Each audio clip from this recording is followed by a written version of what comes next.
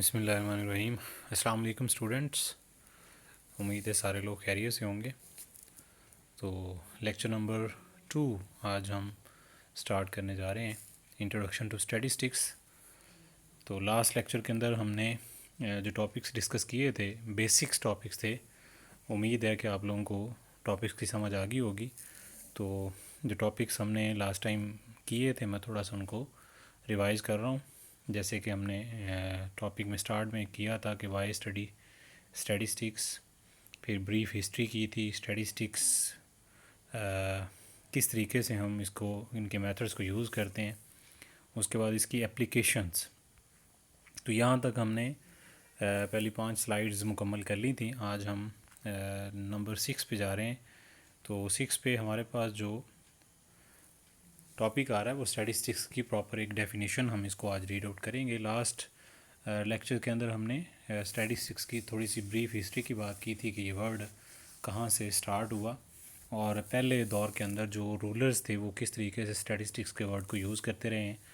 तो फाइनली जो है वो अकॉर्डिंग टू क्राउटन एंड कॉर्डन जो स्टैटिस्टिक्स की डिफ़ाइन उसने की है वो हम देखते हैं। जी, statistics is define as the science of collection, presentation, analysis and interpretation of the numerical data.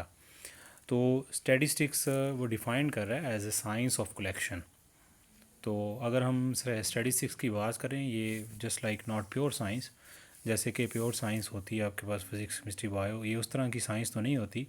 लेकिन साइंस को अगर हम डिफ़ाइन करें तो आप लोग चूँकि साइंस के स्टूडेंट्स हैं तो आप लोगों को यकीनन साइंस के बारे में पता होगा कि हम किसी भी एक्सपेरिमेंट को जब रिपीट करते हैं तो उसके रिज़ल्ट्स हमेशा सेम होते हैं। तो स्टैटिस्टिक्स हमें एक्यूरेट रिज़ल्ट देती है। हमारा जो रिज़ल्ट होता है उसके मुताबिक हम उसको डिफ़ाइन कर पाते हैं। तो साइंस स्टैटिस्टिक्स जो है ये हमें एक्यूरेट रिज़ल्ट देती है। तो बात हम कर रहे थे साइंस ऑफ कलेक्शन। देखें, जब भी जिस तरह से मैंने लास्ट एग्जांपल के अंदर आप लोगों को क्लियर किया था कि जब भी हमें किसी चीज़ के रिज़ल्ट्स को देखना होता है तो हमें उससे सबसे पहले हमें डाटा कलेक्शन करनी पड़ती है। तो जैसे मैंने आपको एग्जांपल दी थी कि अगर आप सुपीरियर कॉलेज पतोगी में देखना चाहते हैं कि आपके पास जो इंटर के अंदर स्टूडेंट्स हैं उनमें ए ग्रेड स्टूडेंट्स कितने हैं, तो यकीनन आपको उसके लिए डाटा कलेक्शन करनी पड़ेगी। या आप एग्जांपल और भी ले सकते हैं कि how much the poverty in Pakistan, Pakistan में गुर्बत कितनी है, तो उसके लिए भी ज़ाहिर है आपको डाटा कलेक्शन करनी पड़ेगी। तो कोई भी अगर आप टॉपिक की बात करते हैं तो सबसे पहले आपको डाटा को कलेक्ट करना पड़ता है। सो इसलिए हम स्टैटिस्टिक्स को डिफ़ाइन करते हैं एज साइंस ऑफ कलेक्शन। और कलेक्शन के बाद सेकंड जो हम प्रेजेंटेशन की बात करते हैं, इंशाल्लाह हम इन चैप्टर को न्यूमेरिकली भी करेंगे, presentation of data second chapter जो हमारे पास आएगा। तो कलेक्शन के बाद प्रेजेंट करना डाटा को बड़ा इंपॉर्टेंट होता है। लाइक अगर आप रॉ डाटा की फॉर्म के अंदर आप डाटा को कलेक्ट करते हैं तो आपके पास वो डाटा जो होता है वो अरेंज नहीं होता, तो उसको अंडरस्टैंड करना बड़ा मुश्किल होता है। तो अंडरस्टैंड करने के लिए इजी फॉर्म ये होती है कि आप उस डाटे को इस तरीके से अरेंज करें, इस तरीके से सॉर्टिंग उसकी करें कि वो आपको जो है वो आसानी से समझ आ जाए। जिस तरीके से आप देखें तो कॉलेज के अंदर हम एग्ज़ाम्पल चूँकि वो ले रहे हैं तो उसमें आप इस एग्ज़ाम्पल को और अच्छे से समझ सकते हैं कि जिन बच्चों के मार्क्स बहुत अच्छे होते हैं उनको ए क्लास के अंदर बिठाया जाता है, फिर बी, फिर सी एंड सो ऑन। तो इसी तरीके से जैसे 1 2 G1 2 3 B1 2 B3, तो हम ग्रेड वाइज उनकी क्लासेस की उनको कैटेगराइज कर देते हैं। तो इस तरीके से डाटे को कलेक्ट करना के बाद सेकंड जो ऑप्शन है वो प्रेजेंट करना होता है। फिर डाटे को एनालिसिस करना, यानी डाटे पे अपने डाटे को मुताला करना, डाटे को समराइज़ करने की कोशिश करना, उससे रिज़ल्ट फाइंड आउट करने, and interpretation of the numerical data, फिर उससे कोई ना कोई न्यूमेरिकल वैल्यू निकालना और उस न्यूमेरिकल वैल्यू की इंटरप्रिटेशन करना, यानी उसका मीनिंग डिफ़ाइन करना। ये आगे जाके इंशाल्लाह हम जब एवरेज का चैप्टर करेंगे, थर्ड चैप्टर, तो आप लोगों को इंटरप्रिटेशन का इंशाल्लाह हम प्रॉपर एक जो मीनिंग है वो आपको क्लियर हो जाएगा कि interpretation of the numerical data क्या चीज़ है। तो अगर आप देखें तो स्टैटिस्टिक्स की डिफ़ाइन जो है वो आप इन्हीं 4 वर्ड्स के दरमियान जो है 4 से 5 वर्ड्स को अगर आप याद रख लें तो आपको स्टैटिस्टिक की डिफ़ाइन याद हो जाती है। जैसे कि science of collection, collection number 1, presentation, analysis and interpretation of the numerical data. तो ये 4 वर्ड्स का एक सम है जिसको हम स्टैटिस्टिक्स बोलते हैं।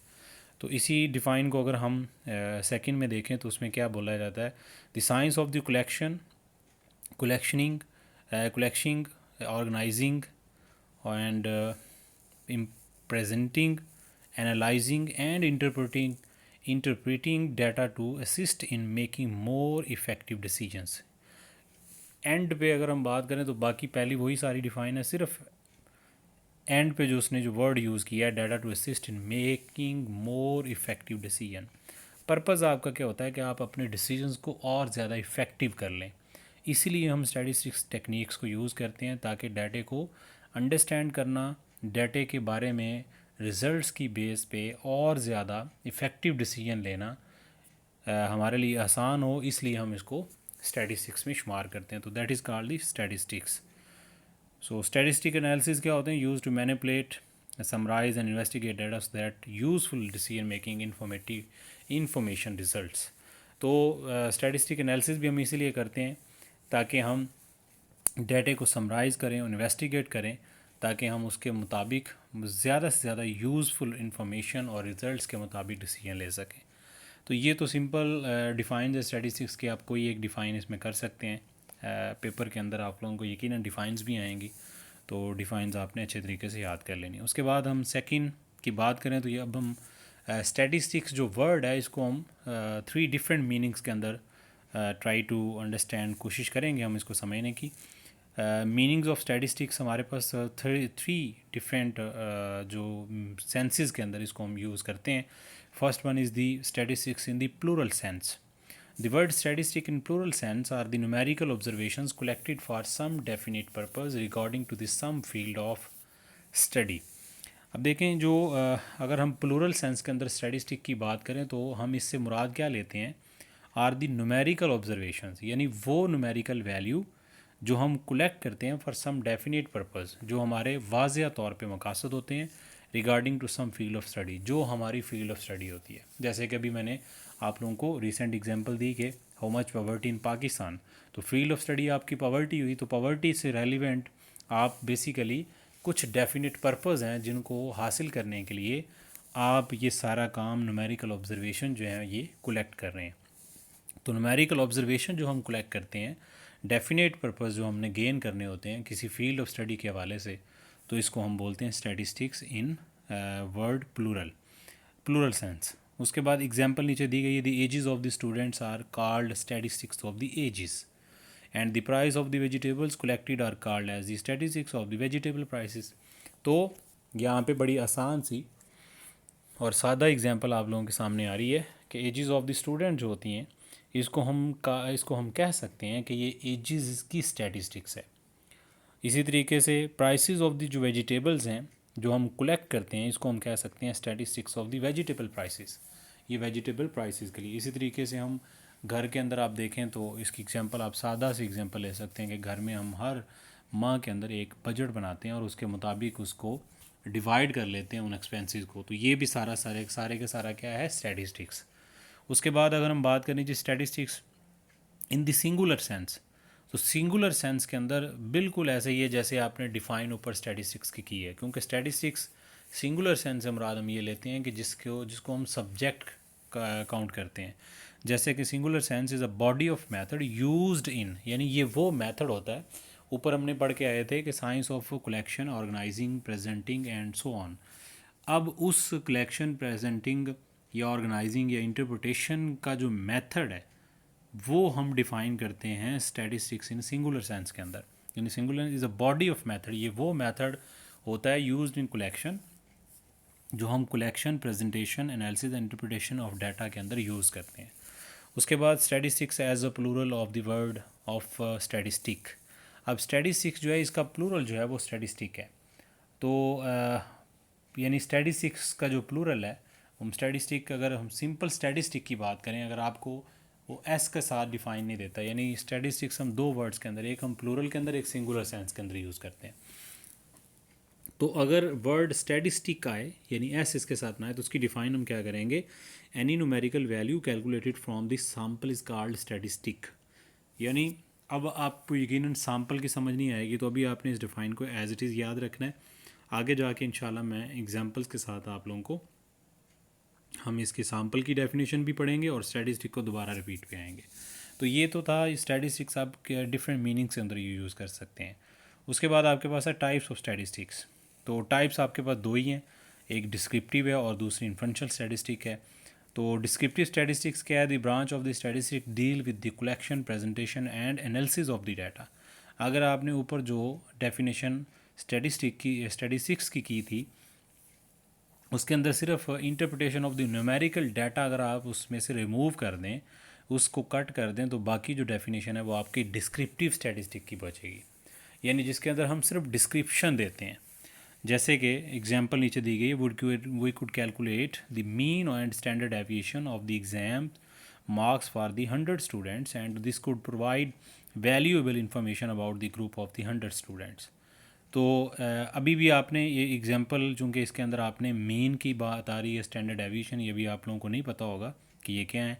लेकिन इंशाल्लाह हम जो हमारे जो नेक्स्ट चैप्टर्स आने हैं उसमें हम ये मीन और स्टैंडर्ड डेविएशन को काफ़ी दफ़ा रेपिटेशन के अंदर पढ़ेंगे। इंशाल्लाह आप लोगों को ये दोनों क्लियर हो जाएंगे। तो अभी आपने एज इट इज़ कोशिश करनी है इसको याद रखने की। एग्जांपल्स नीचे दी गई हैं। कलेक्ट डाटा, यानी सबसे पहले हम डाटे को कलेक्ट करते हैं, प्रेजेंट करते हैं। टेबल्स कलेक्ट कैसे करते हैं? सर्वेज़ की फॉर्म में। जैसे कि आपको इकनॉमिक सर्वे भी दिया जाता है हर साल, पाकिस्तान का जो इकनॉमिक सर्वे आता है। डाटे को फिर सेकंड काम क्या किया जाता है? प्रेजेंट किया जाता है। और थर्ड नंबर पे समराइज़ किया जाता है। समराइज़ हम थ्रू सैम्पल मीन या डिफरेंट मेथड्स यूज़ करके इसको समराइज़ करते हैं। उसके बाद हम बात करें तो जी टाइप्स ऑफ इन्फ्रेंशियल स्टैटिस्टिक है। इन्फ्रेंशियल स्टैटिस्टिक की अगर हम बात करें तो the branch of the statistic deal with drawing inferences about the population on the basis of sample information is called the inferential statistic. तो इन्फ्रेंशियल स्टैटिस्टिक से मुराद क्या है? इन्फ्रेंशियल का मतलब हम निकालते हैं वैसे ड्राइंग के मीनिंग में, यानी the branch of the statistic, ये वो ब्रांच है स्टैटिस्टिक की, डील विद ड्राइंग इन्फ्रेंसेस, जो इन्फ्रेंसेस ड्रॉ करने के, इन्फ्रेंसेस हम रिजल्ट्स को बोलते हैं, तो हम रिजल्ट्स को ड्रॉ करने के लिए यूज़ करते हैं अबाउट द पॉपुलेशन। किससे रेलिवेंट? पॉपुलेशन से relevant. On the basis of the sample information is called the inferential statistic. अब यहाँ पे 2 से 3 चीज़ें आप लोगों को अभी शायद क्लियर ना हो पाएँ, एक तो पॉपुलेशन और एक सैम्पल। तो मैं थोड़ी छोटी सी उसकी एक एग्जांपल आपके साथ शेयर कर लेता हूँ, होपफुली कि आप लोगों को समझ आ जाएगी।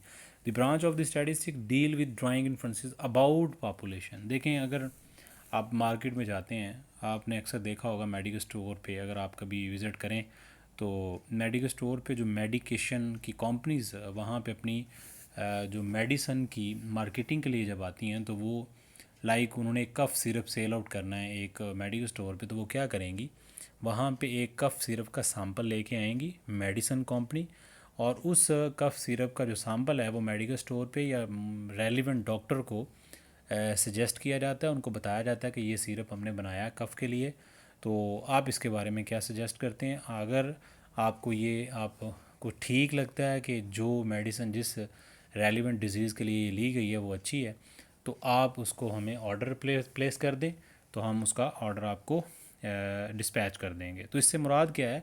इस एग्जांपल के अंदर हमें 2 चीज़ों को क्लियर हुआ है। एक तो सैंपल हमें क्लियर हुआ है, यानी सैंपल एक्चुअली में सिलेक्टिव चीज़ होती है पॉपुलेशन की, यानी अगर 100 कप सिरप हैं तो उसमें से सिर्फ एक ही चेक किया जाता है, 100 के 100 नहीं चेक कर लिया। तो 100 जो टोटल स्ट्रेंथ होती है उसको हम पॉपुलेशन बोलते हैं, और उसमें जो हम सिलेक्ट करते हैं to inferences about the population. अब पॉपुलेशन के बारे में हम रिज़ल्ट बेसिकली बता रहे होते हैं, सिर्फ किस बेस पर? सैंपल की बेस पे, यानी एक कफ सिरप की बेस पे हम ये बता सकते हैं कि बाकी 100 कैसे होंगे। ठीक है, इसी तरीके से आप वेजिटेबल मार्केट में चले जाएं, फ्रूट मार्केट में चले जाएं, तो आप एक फ्रूट को आसानी से खा के टेस्ट करके आप चेक करके बता सकते हैं कि बाकी फ्रूट्स किस तरह से होंगे। So that is called the population and the sample.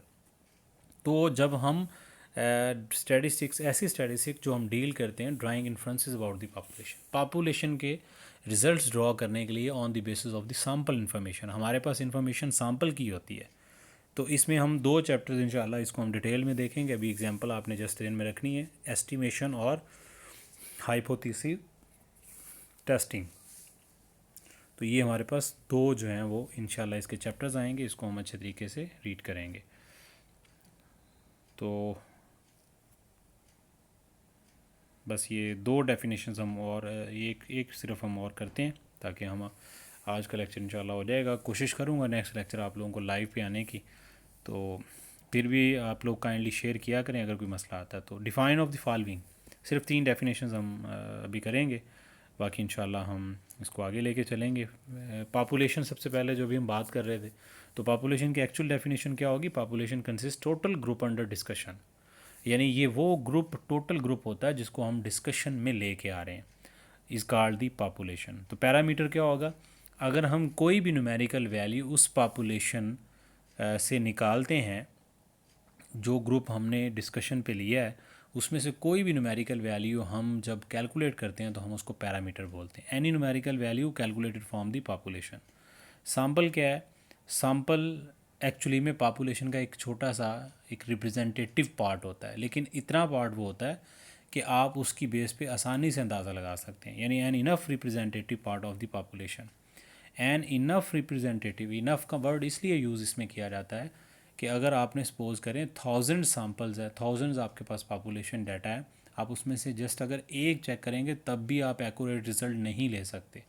इसका मतलब उसमें से आप इतने के सैम्पल ज़रूर लें, यानी अगर 1000 आपने पीसेस देखने हैं तो आप कम से कम उसमें से 100 सेलेक्ट करें सैम्पल के लिए, तो फिर आपको आइडिया होगा कि बाकी जो 1000 हैं वो किस तरह से हैं। तो an enough representative part of the population, यानी पॉपुलेशन का ऐसा पार्ट जो नुमाइंदगी कर रहा हो पूरे डाटे की, तो हम उसको बोलते हैं सैम्पल। नीचे आप लोगों के पास एक इमेज के अंदर एग्जांपल है पॉपुलेशन एंड सैम्पल। तो पॉपुलेशन आपके पास स्ट्रेंथ ज़्यादा है और उसमें से आपने चंद एक जो है वो सैम्पल के तौर पे सिलेक्ट किए हैं।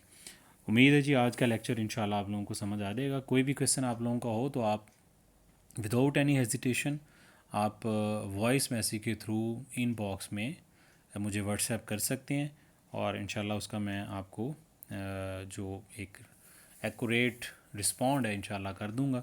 तो कोशिश करेंगे लेक्चर को ज़रूर सुन लें और इसका कोई फ़ीडबैक भी आप लोग लाजमी दिया करें। अगर आप लोगों को समझ आ चुकी है तो आप उसको क्लियर कर दें कि सर हमें पहला टॉपिक क्लियर हो गया है, और अगर कोई आपकी क्वेरी है तो आप उसको पूछ सकते हैं।